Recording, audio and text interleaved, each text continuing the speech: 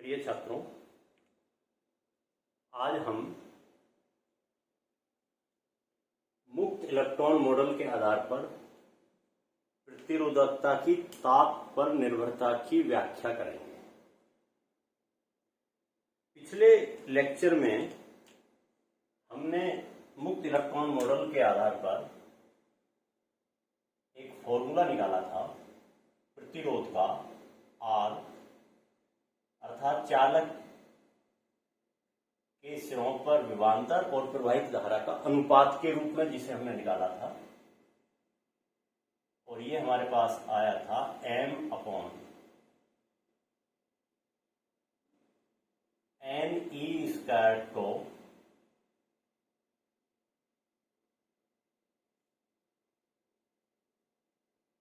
Into L upon A। यदि हम इसकी तुलना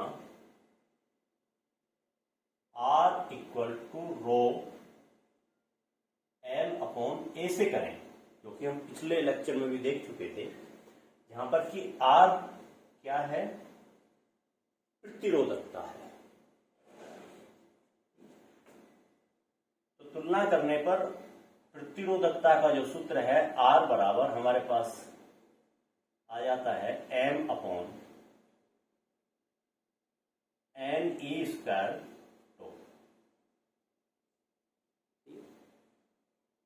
अब यहां पर आपको एक चीज ध्यान रखनी है कि हम चाहे तो प्रतिरोधकता की ताप निर्भरता की व्याख्या करें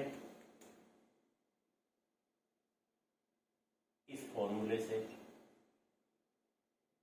और चाहे हम प्रतिरोध की ताप निर्भरता की व्याख्या करें। दोनों की व्याख्या करने का प्रकार और इफेक्ट बिल्कुल एक ही है। जिस प्रकार से प्रतिरोधकता परिवर्तित होती है, उसी प्रकार से प्रतिरोध परिवर्तित होता है। क्यों? क्योंकि देखिए, यदि लंबाई और अनुप्रस्थ काट क्षेत्र को नियत कर दिया जाए तो R प्रोपोर्शनल टू किसके है, रो के। तो इसलिए चाहे पदार्थ के प्रतिरोध की ताप निर्भरता पर व्याख्या कहें आप, चाहे प्रतिरोधकता की ताप निर्भरता पर व्याख्या कहें, दोनों का तरीका एक ही है, इफेक्ट भी एक ही है। तो हम यहां पर प्रतिरोधकता की व्याख्या कह रहे हैं, लेके चल रहे हैं। प्रतिरोधकता की व्याख्या हम चालक पदार्थों के लिए करेंगे और एक अर्धचालक पदार्थों के लिए करेंगे। सही है? व्याख्या करने के लिए मुक्त इलेक्ट्रॉन मॉडल के आधार पर हम यहां पर देखते हैं कि M और E, देखिए M क्या है, इलेक्ट्रॉन का द्रव्यमान, और E क्या है, इलेक्ट्रॉनिक आवेश। तो ये तो दोनों सार्वत्रिक नियतांक हो गए, यूनिवर्सल कांस्टेंट हो गए।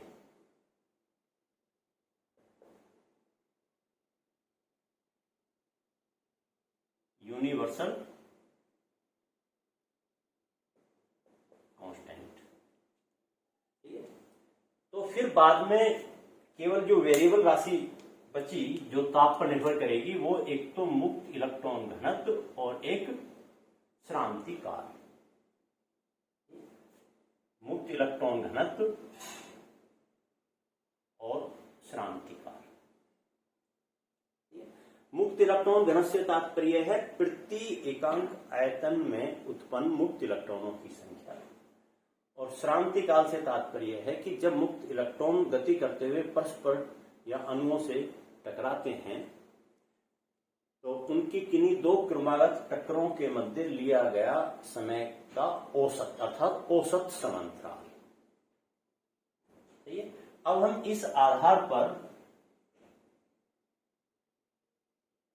मुक्त इलेक्ट्रॉन घनत्व और श्रांति काल दोनों का नेट इफेक्ट देखेंगे, क्योंकि जो प्रतिरोधकता है rho proportional to 1 upon N into rho. क्यों? क्योंकि M और E ये तो दोनों यूनिवर्सल कांस्टेंट हो गए। अब केवल वेरिएबल राशि बची हमारे पास, मुक्त इलेक्ट्रॉन घनत्व और श्रांति काल। अब अर्धचालक पदार्थों में ताप बढ़ाने पर, देखिए किसी भी पदार्थ का वैसे आप ताप बढ़ाएंगे तो ताप वृद्धि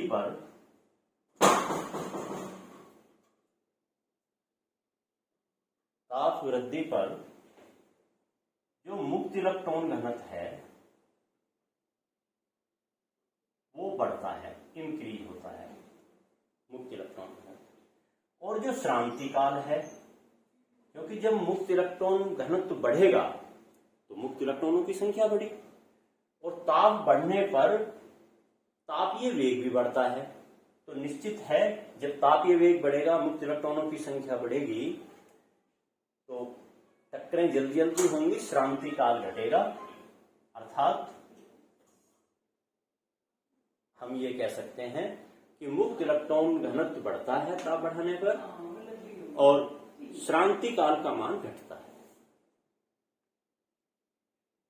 अब हम आते हैं चालक पदार्थों के लिए। चालक पदार्थों में पहले से जितने संयोजी कक्षाओं के इलेक्ट्रॉन होते हैं सारे के सारे मुक्त इलेक्ट्रॉन के रूप में उपस्थित रहते हैं।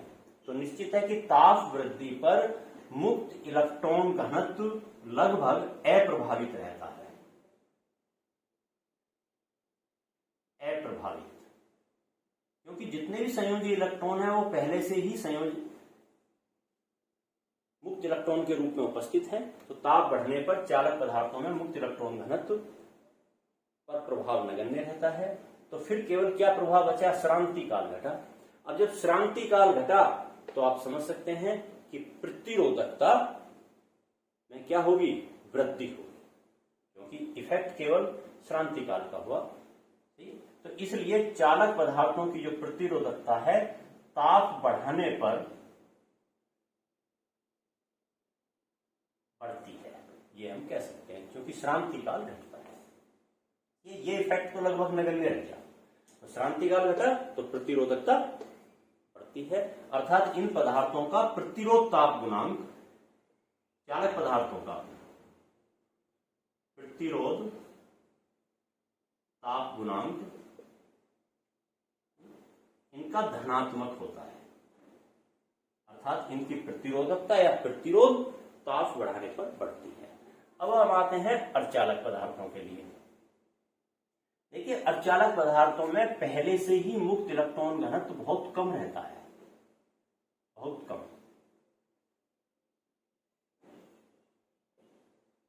अब जब हम ताप बढ़ाते हैं तो मुक्त इलेक्ट्रॉन घनत्व में प्रभावी वृद्धि होती है। ताप बढ़ने पर